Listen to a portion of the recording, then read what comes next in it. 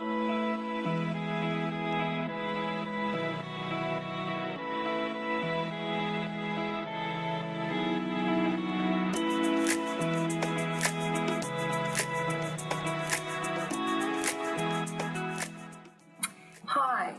that's Alyona, and this is the second episode of a Nominal Future show, which is about future trends and how the future unfolds and how we actually build it with fellow Forbes U30 folks. And tonight, we're talking with Alice Default. I'm really excited about her. She's a CEO and co-founder at Double, a remote assistance startup.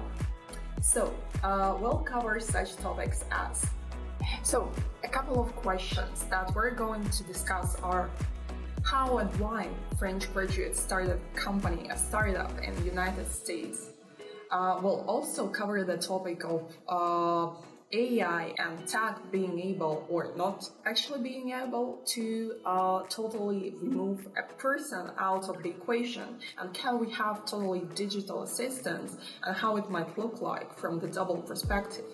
We'll also talk about starting a company in two countries at the same time, serving two different markets, and whether it's worth it. And definitely we'll talk a bit about how it feels to be a Forbes U30.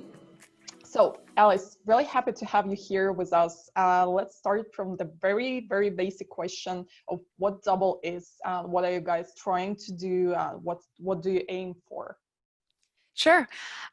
So Double started with this realization that a lot of us, working in front of computers at big companies, were spending a lot of our times working on things that we didn't have any specific value doing, that was taking up a lot of our time and taking away from what we should have been focusing on, whether it was going through email, scheduling, travel, all the admin stuff that you need to do in your days.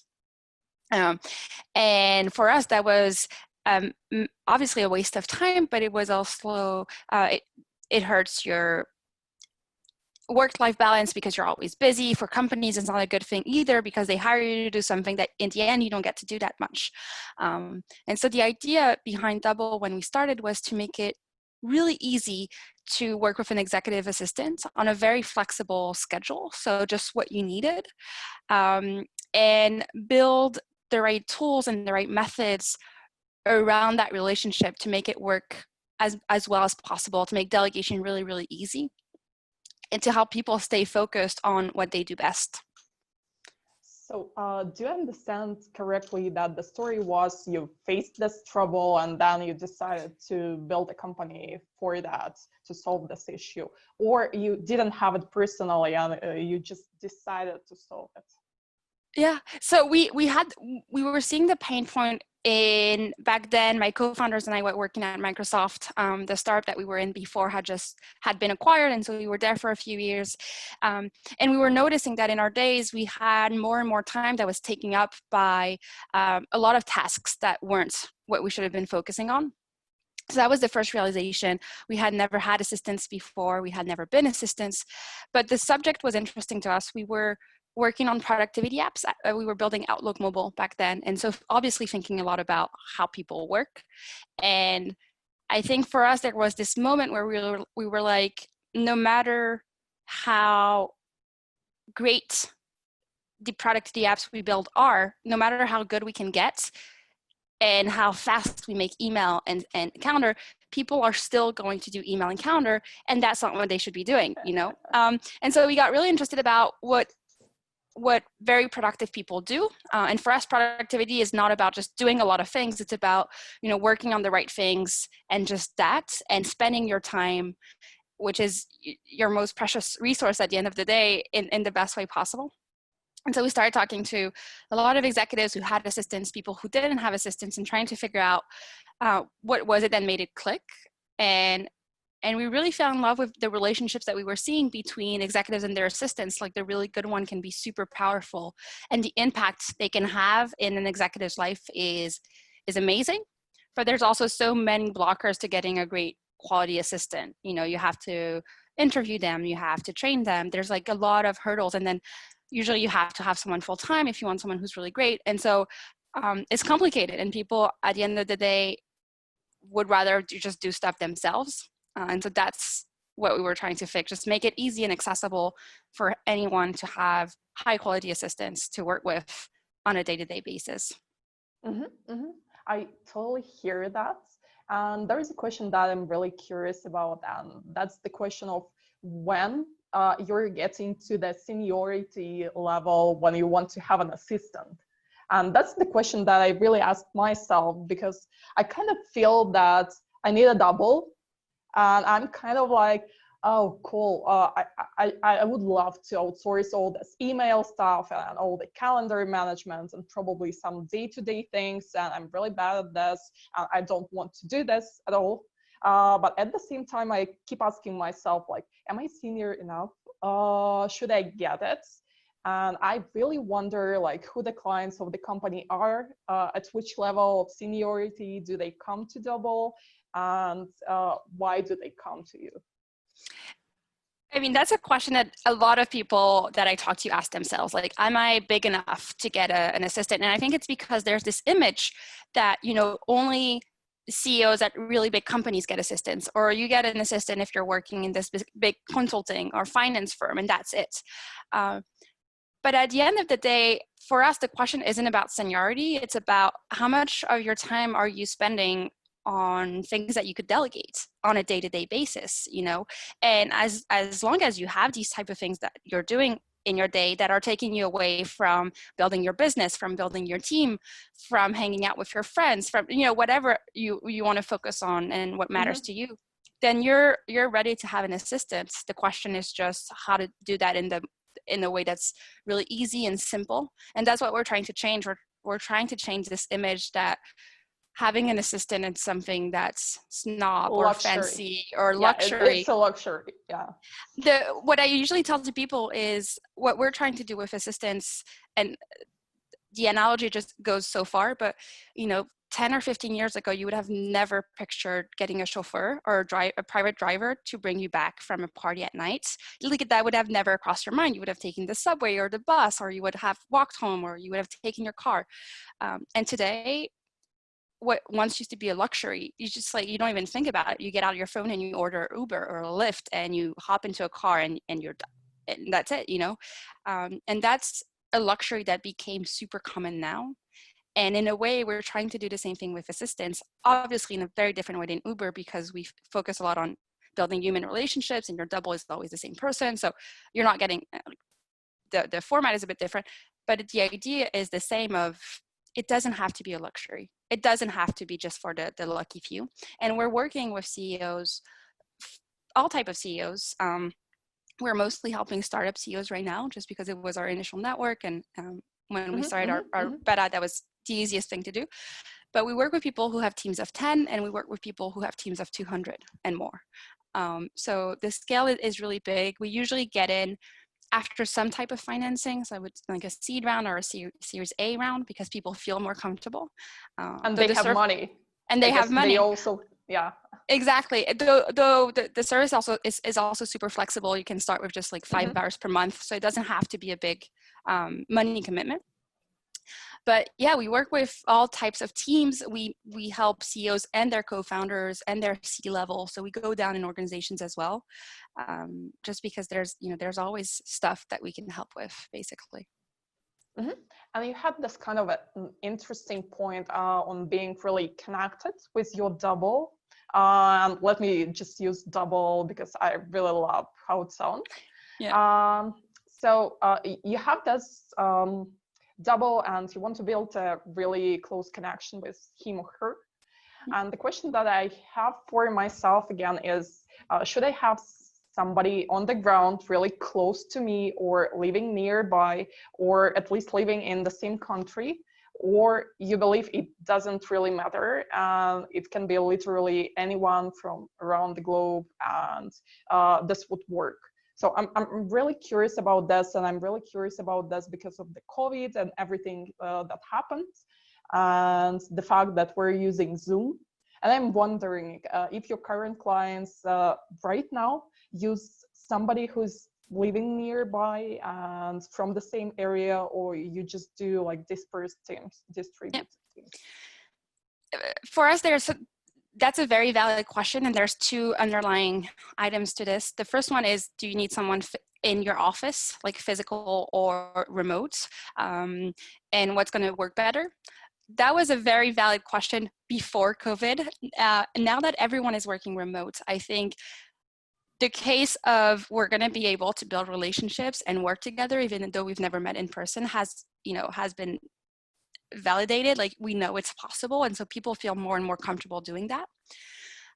What we noticed when we started and we interviewed, I would say, probably more than 50 CEOs and assistants, was we were talking to assistants who sit physically next to their CEO in offices, and they were telling us, I never see my CEO because they're in meetings, they're traveling, they're just in and out of the office all the time. And so at the end of the day, having someone at your office is good because you get to build a relationship a bit faster. You can hang out, they can see where you're going.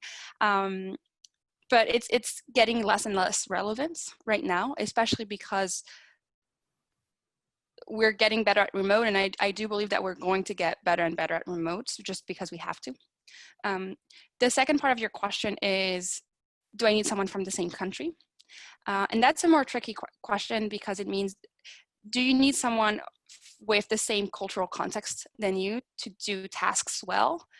For us, right now, the answer is yes. We think that's going to evolve in the future, and that we'll be able to build resources and software and methods to limit how much cultural context you need on the person you're helping. But right now, we think that's super crucial to have the best experience possible.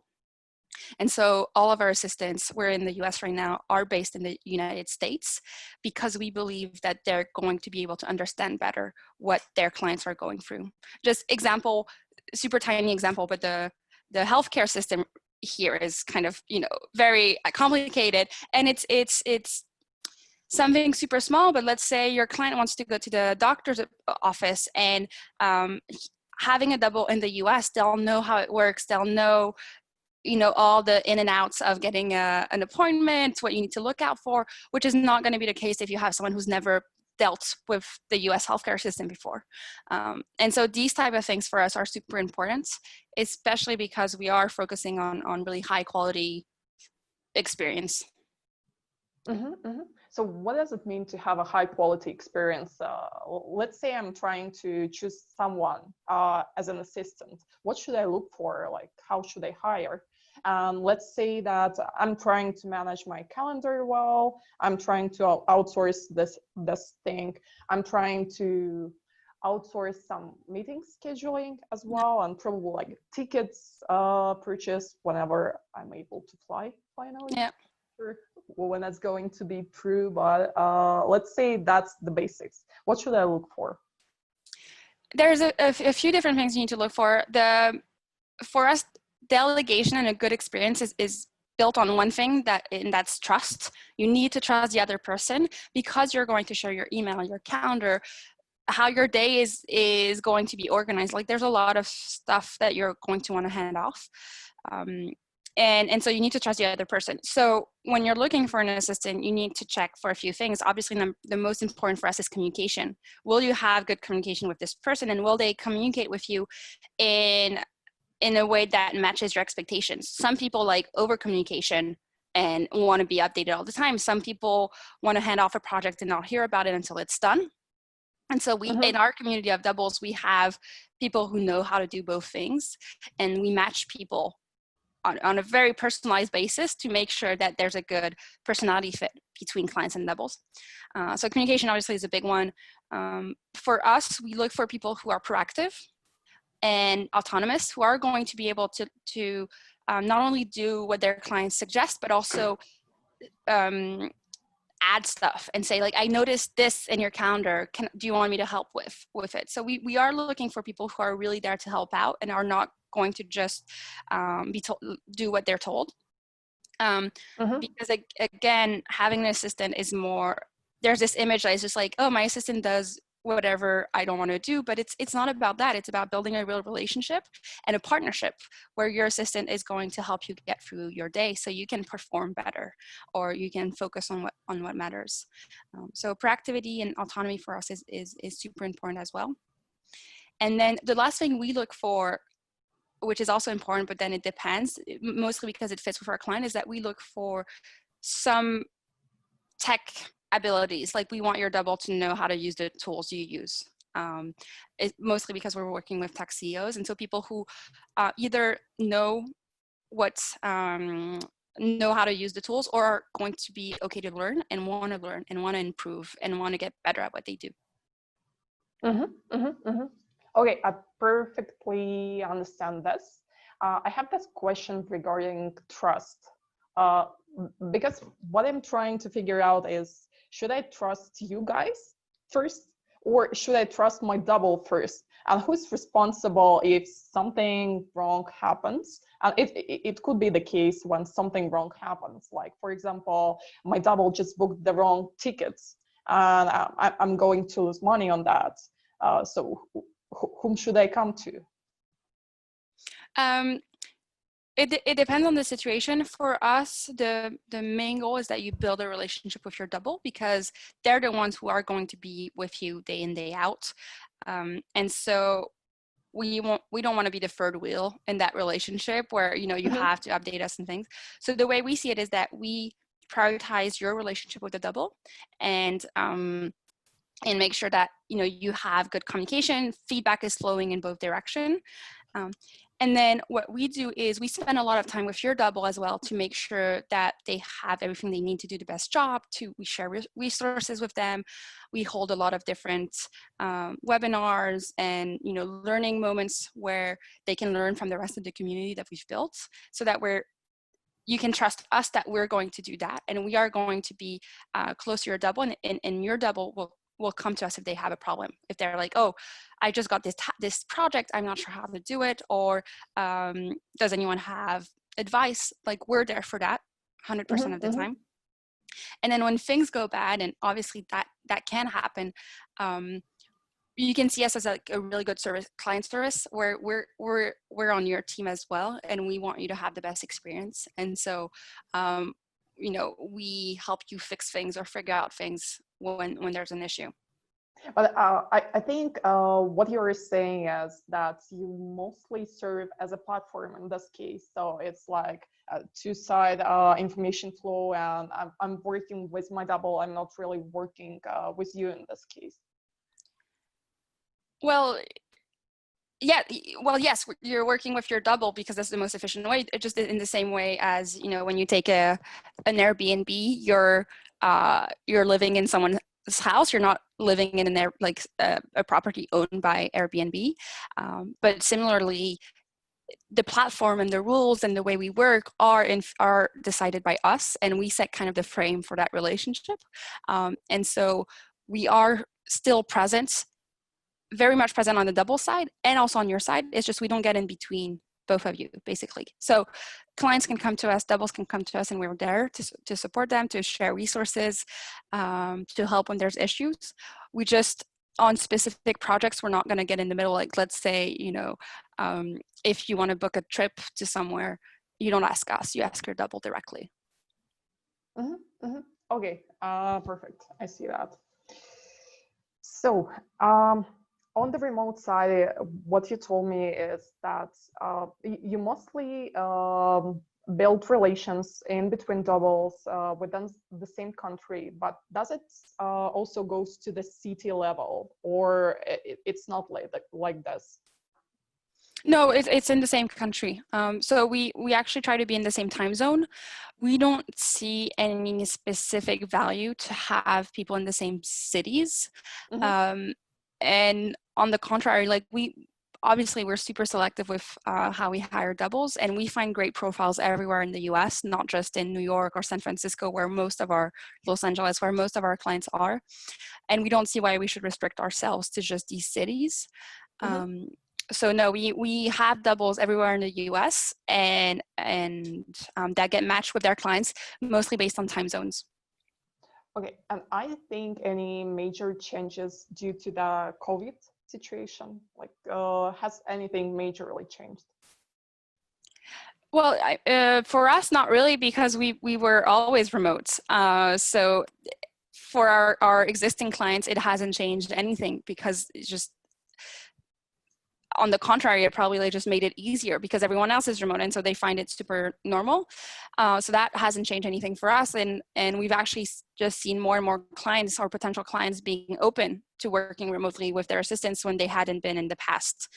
So for that specific aspect of it, COVID has had, plenty of negative consequences. That specific aspect relating to remote, it's been positive for us. Yeah, that's exactly what I would expect, because I think if you're talking tech, then tech should be growing due to the COVID, unless you're in travel or in hospitality industry. Yeah. So what else I wanted to discuss is your competitors. Because as far as I can see, having an assistant is kind of like a classic story. And if you look at the like really old movies, then you'll have assistant. And I think it really goes down for ages and ages. And I just really wonder like how you're different and how you bring this difference to the client. How we're different from assistants in movies? How you're different from the other firms that just provide assistants, or like I perfectly understand how you're different from hiring an assistant by your own, because it takes time and it takes money and it should be full time, and probably I don't need it the whole time. But are there any other companies in the area that are quite close to you, and how do you compete with them? There's a few different things that we try to be different on. The first one is obviously the humans that we hire. We're super selective on how we hire them, and really want to pick people, as I mentioned the skills before, that are, really good at communication, that have experience supporting CEOs. And so very specific about that, and finding people who are going to want to build relationships with our clients. The second thing where we're probably a bit different from some of our competitors is the flexibility aspect of Double. We think delegation is hard, right? Like, it's not something that most people are used to. It's something that's hard to do. And so we try to make it easy bit by bit. One aspect that we're trying to make it easy is that we don't want you to have to think about how many hours you're going to delegate. That's super hard to estimate. And so we start at just 5 hours per month, and then you can use just what you need, and we'll bill you just for the time your double has worked. And so that means that we're able to really adjust really well to people's needs. And then the third thing, which is also how we're trying to make delegation easy, is through all the tools and the methods that we're building to facilitate delegation. So we build tools on the client side, obviously, to just make it faster to delegate, to give them visibility into what their client is doing. And then on their double is doing, and then we build productivity tools for our doubles so they can work in a more efficient way. And then we also have methods, so best practices, workflows, that we learn from our community of all the things that people delegate, and that we put in the product and share with everyone else in the community. And so basically we're always improving how delegation gets done, because we standardize in a way the most recurring tasks and give a playbook to both clients and doubles on how to delegate and work on these tasks. Yeah, and here we come to the very interesting point that is on automating tasks. And on my side, personally, I would say if that can be automated, why should I have a person doing this?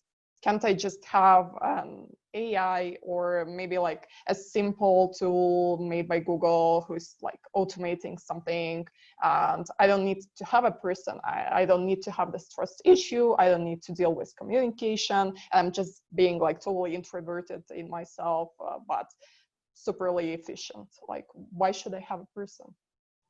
I mean, it depends on the task. Let's take an example. What are some of the tasks that you'd want to delegate? On my side, I think I really hate following up people, just asking them to put something in my calendar. If I'm not doing this by myself, then I'm just like asking people, please send me this invite. I'm wondering, maybe Google, maybe Yandex, maybe Microsoft, maybe someone else will just have a tool that follow us up with this, like, do you want to schedule a meeting? Just do it now. It's all set up in your calendar.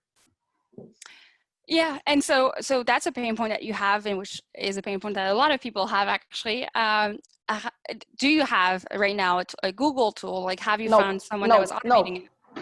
So that's the thing, is that on our end, we think that, you know, AI promises a lot of things, and just tech in general promises a lot of things. And I think we're probably going to get there eventually. We're probably going to get to a point where tools can automate follow-ups with emails, and you don't have to worry about them, and things gets put in your calendar automatically. We'll get there, but it's going to take a lot of time so that it works 100% of use cases. And until we're there, then your only options are either you do it yourself and then you forget, or you don't do it well, or, you know, like, a lot of stuff happens, or you rely on a human to do it. So that's the first aspect of it, is like, obviously AI and tech promises a lot of things. We just don't think we're there yet, so that it works 100% of the time. And then the second aspect of it is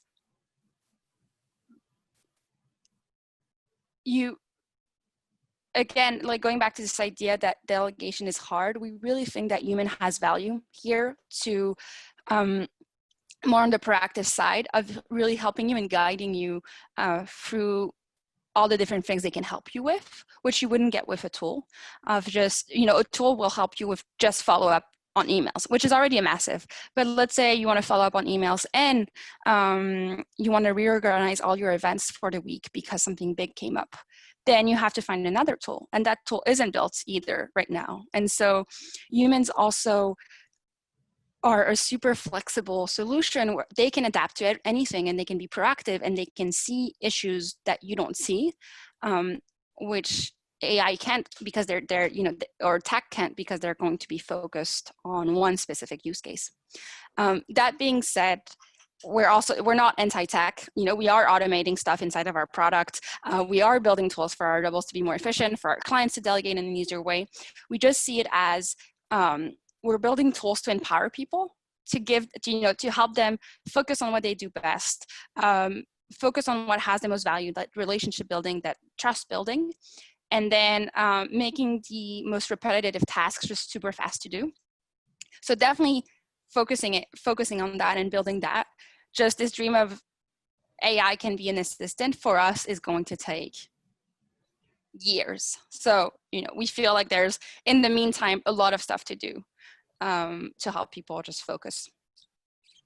Yeah, I think I asked this question both due to the fact that you're a co-founder, and like, being a co-founder at Nommi myself, what I faced as a trouble is that when I come to a specific investor, he'll probably tell me that, hey, why should I focus on the internet provisioning? Because probably in the future, internet will be a free stuff for everyone, and we're not going to pay for the thing. And like, if we're looking at the 5 to 10 years horizon, you're not going to grow that big, because that's a commodity and that's a free stuff. And then you need to explain the story that probably Elon Musk is really launching this the satellites, but they're not going to be free, and they're not going to be everywhere.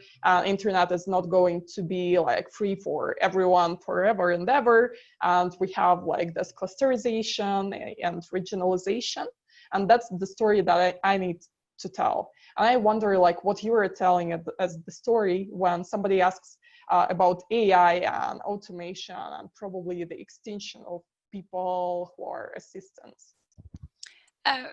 I mean, most of the people I talk to in the investment world are still believe in humans, which is a great thing. But I think the way I see it as well is automation of tasks is going to happen no matter what. Whether, you know, we can believe that assistants are great and that we want them to stay human, that's not going to prevent what's happening with automating a lot of tasks, and that's completely fine.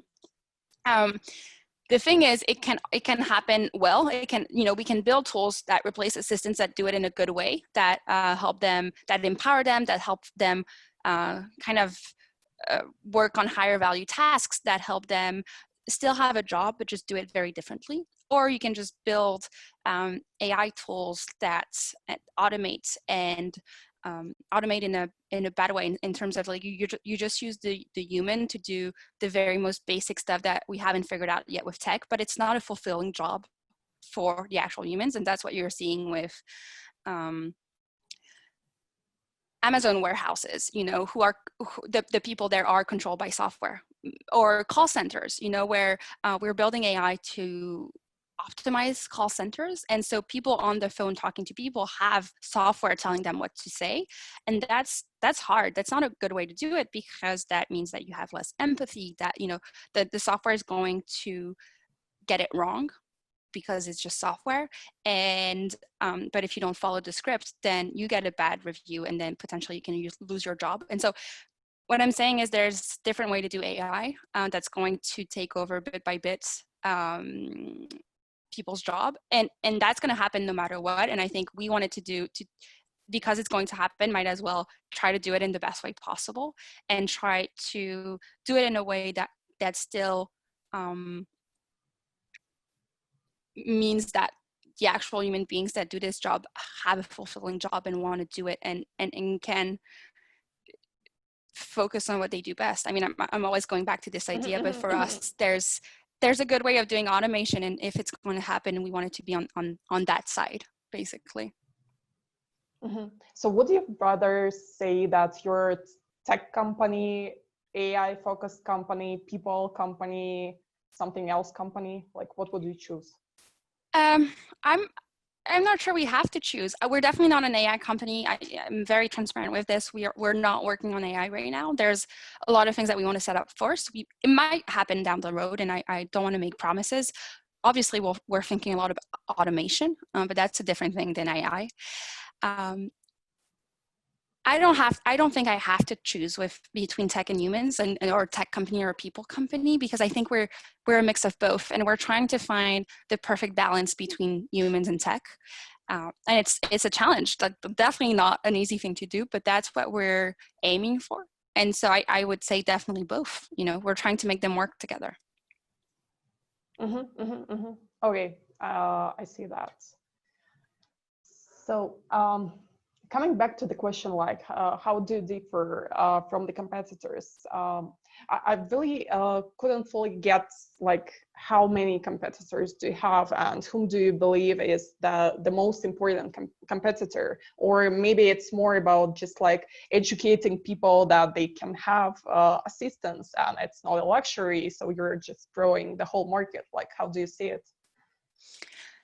That's a great question. For us, I mean, we have competitors. There's, you know, services out there that can help you find an executive assistant that look more like staffing agencies. You can go on Upwork, which is massive here, and just find an executive assistant somewhere in the world. So obviously there's that option, but it's very much targets people who are already ready to have an assistant, who are already thinking about having an assistant. And most of our clients have never had an assistant before. It's their first time trying it out. And so it is kind of a different target. What I usually say is that our biggest competitor are clients themselves, and exactly what you were saying before of, I'm not ready to have an assistant, and I should just do things myself. Like, I'm not senior enough to have an assistant, or I'm, you know, there's just like, it's too much of a luxury. And so our biggest competitors are people who could definitely have an assistant, and it would be so valuable for them, but have this idea of like, oh, I'll just do it myself. And so that obviously blocks people from trying out the service. So there is, as you mentioned, a lot of education to do around what an assistant is, what they do, what their relationship looks like, why it doesn't have to be a luxury, how you can work together. So we focus a lot on content, for example, around these specific topics. But hopefully for us, there's a market to open for sure. You just said that, hey, there are a lot of mistakes that first time double clients can make. What are some of the troubles that I potentially can run into? Like, what should it be? What could it be? Yeah, there's a few different things. One of the main one that we see is this with anything, there's kind of a learning curve, right? And so your double can't understand and know everything on day one. We do a lot of email management for our clients, for example. And so your double can't get into your inbox and know exactly what you need help with. They need to get to know you. They need to get to know the people you're interacting with. And so we see some of our clients just putting the bar too high, too fast, of like, I don't know why my double isn't 100% efficient right now.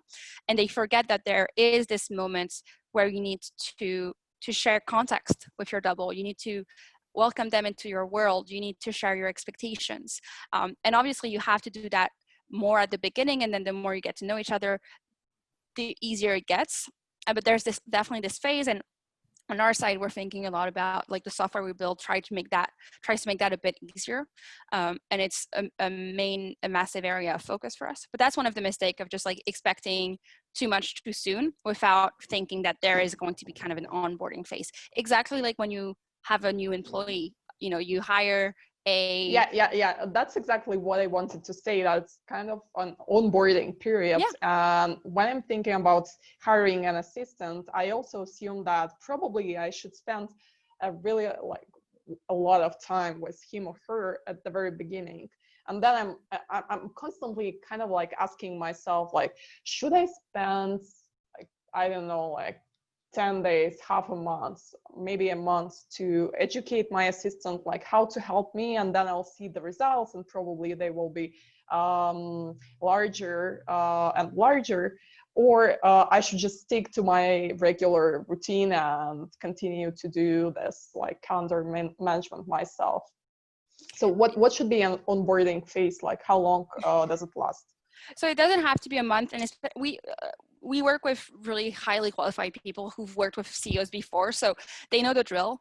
But what they're not going to know are your preferences, when you like to take meetings. Are you a morning and afternoon person? So it's not complicated stuff. It's just things that you need to know.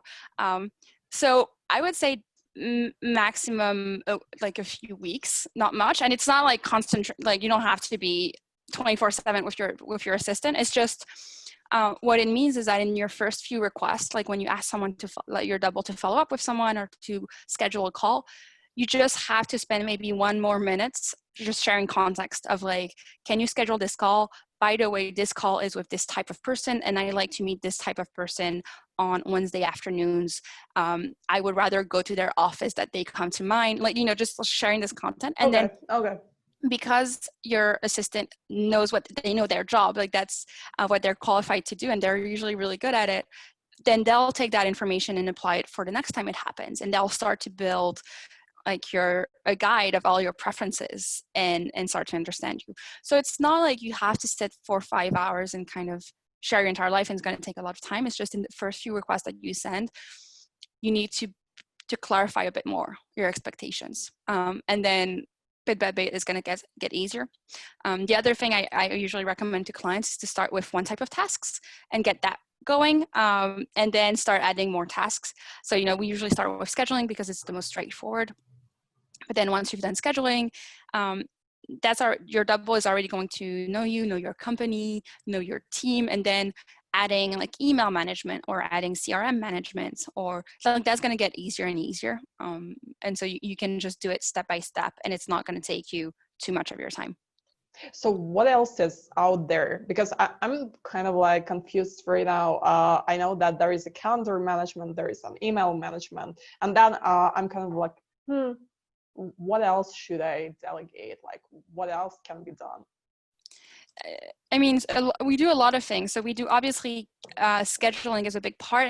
And we say scheduling, we usually say calendar management. So obviously it's all the scheduling, but it's also helping you get ready for your meetings, share information about the people you're meeting, helping you with follow-ups after a meeting. So making sure basically that your meetings are useful and that you're not just doing them and then forgetting, and that, you can get ready for them and follow up. Helping you block time on your calendar or just organize your day so you actually have time to do the things that you said you would do, and protecting your time. Travel, which is we used to do a lot, but obviously now is kind of, that's not a thing anymore. It doesn't exist. Email management, so just helping you deal with your inbox. you're a CEO as well. I'm guessing you know what it is to have a crazy inbox and have people just randomly emailing you all the time. And then you get in your inbox and you don't know where the important emails are and what are the emails that can wait and what are the emails that are just trash. And so an assistant can help you kind of make sense of all of this and reduce the noise. We do contact management, just keeping track of the people you meet that you want to follow up with, just, meeting notes, things like that. We do some office management, just purchases, finding vendors, cleaners, handymen, stuff like that. Mm-hmm. Research projects, you're looking for something, you want a business insurance, you want to find all the HR people in New York because you want to talk to someone who has experience, and they can go through LinkedIn and make that search for you and select a few people. Obviously admin, expenses, invoices, saving and organizing your documents, helping you with the back and forth with your accountant. The list is endless. We do personal tasks as well. We help onboard new employees. We help with recruiting funnels. I mean, there's a lot you can do with your assistant. As long as the limits for us are obviously nothing physical, though we can help, your double is not going to be in your office. So they can't pick up dry cleaning. They can't go get you coffee. That's just not things that we do. And then we don't do anything that's... But can they order coffee? So yeah, it's delivered? They can order coffee. We order tea. We order team lunches, team dinners. It's just your food. Yeah, we can. Some people use their double to do Instacart. Order stuff like that. Okay. So yeah, there's, everything that you can share preferences on and context, and that you don't need to be there for, we can do basically. Mm-hmm, mm-hmm, mm-hmm. Okay, perfect. Let's take some time to talk about your growth and your growth plans. I think what I'd like to start with is the very beginning of the funnel, which is in terms of which is double supply, because what you're saying is that you're taking really high quality doubles. And I'm wondering if sourcing can be a trouble here, if those are people who are really in demand and everyone wants to get this kind of a person on board. So how do you hire them? Why do they come to you? So yeah, that's two different questions. So the first thing is it's not easy. Recruiting is always hard, but where we're lucky is that there's a lot of people who want to do this job. And so we get tons of people who apply. I think just in May, we had more than 1,000 people apply to become a double. Okay. So that's massive. And so our job is not really How many did you choose? We pick less than 0.5% of people who apply. Okay. So tiny percentage. And so our job is, the sourcing part is not really hard because we just have a lot of people. What's hard is finding the best people in that massive pool. And so we've worked a lot on how to optimize our recruiting processes, build challenges and interviews, both written and with people on the team, to just find the best people. And then the second part of the question is why people want to join double versus do this by themselves or joining a company. And that's something that we work really hard on in a few different ways. Obviously, we're more flexible. So we work with a lot of people who were assistants in a really big company, had to work crazy hours, very intense lifestyles, and are now looking for more work-life balance. And we can provide that because they can pick the number of clients they want to assist. And so they're in control of their schedule and in control of how much they work, which is something that they really appreciate. Obviously, we find clients for them. So they don't, if you're an independent assistant right now, you need to do all the work of finding clients. And so we do that for them. And then the last thing that we focus on is just on the community aspect. Being an assistant, and especially a remote one, is usually a very lonely job. You're by yourself at home, and then you work mostly with the CEO or one person, but you're not really part of the overall team, I would say. And so for us, double is also about giving a space to assistants to connect, to share best practices, to share tips, to support each other. And we've built a really strong community around that idea that we wanted our doubles to learn from each other and have this space that was their own. Mm-hmm, mm-hmm. And again, if we're looking at this from the VC perspective, let's say what I face at Nommi is that we're a hardware company, like we're hardware driven company. And the thing for us is that we can't multiply hardware in minutes or in seconds. We need time to do this, which basically on one side limits our potential in terms of like immediate growth, but at the same time, that's kind of like competitive advantage because if that's a software company, people are just randomly switching software for another software. If it's a hardware, it's a way tougher job. And we're kind of anchoring people to the hardware. And I'm wondering, from the VC perspective again, let's say tomorrow you have thousands of clients coming to you and asking for their doubles. How are you going to supply all those doubles? How are you going to grow that much? I think when people think about this, they usually think about like, how do you go from 1 to 1,000, right? Like, how do you go from onboarding one client to onboarding 1,000 clients? And how are you going to do when you get there? And my answer is like, I have no clue.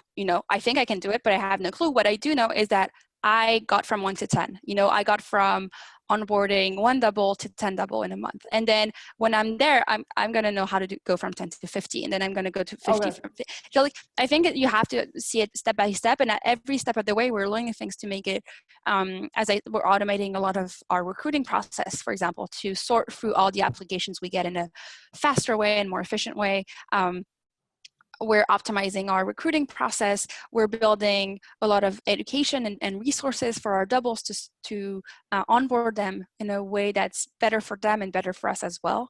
And so, we're always growing. And so we'll get there eventually.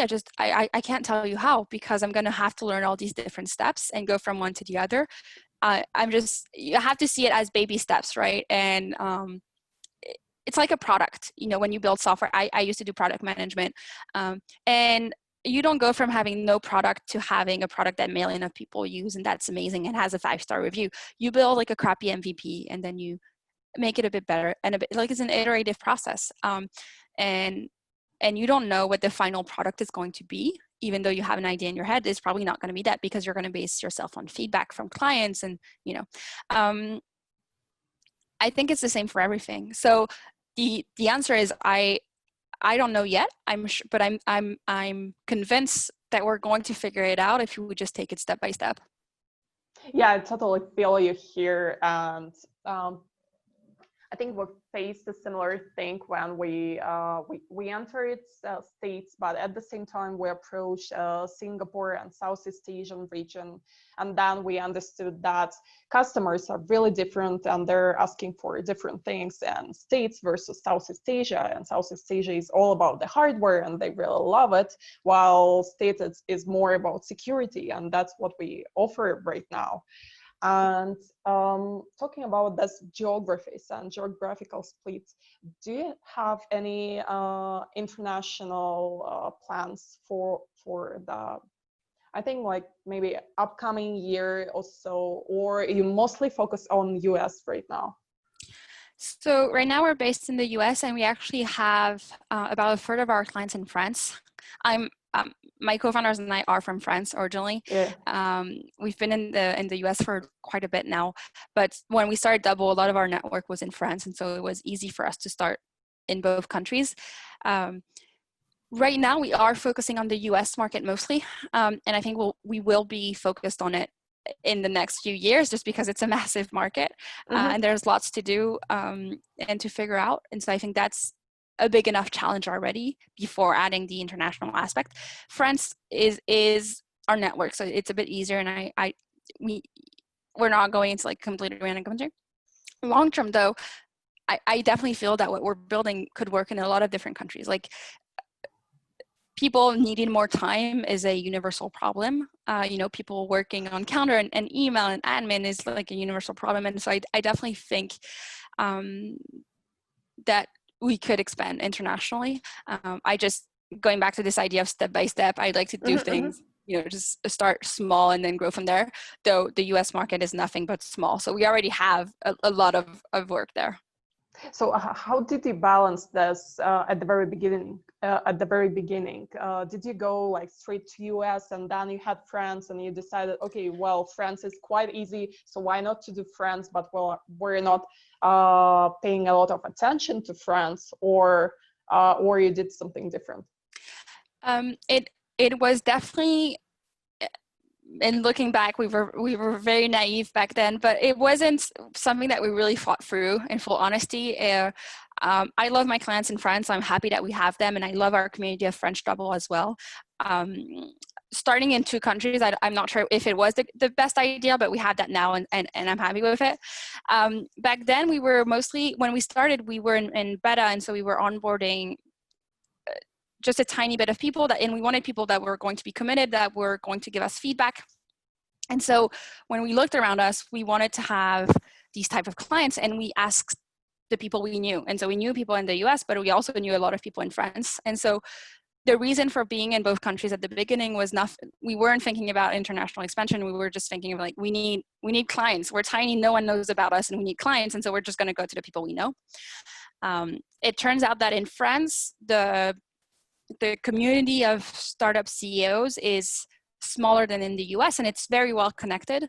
And so our people liked the service, and so started to talk about it. And so we started getting more and more requests of like, oh, I know your clients, and he told me about double, and I really want to try it. Can I try it? And so because we had this demand and we were looking for clients, we just started saying yes. And we had doubles in France, and so it was very natural.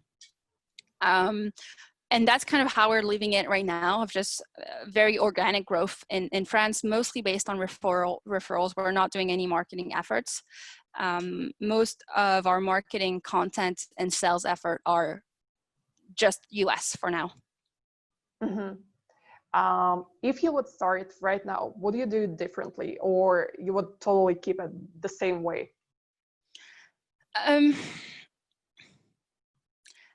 I think I would keep it because, again, back then we were super tiny and we were just looking for clients, and the French clients that we had,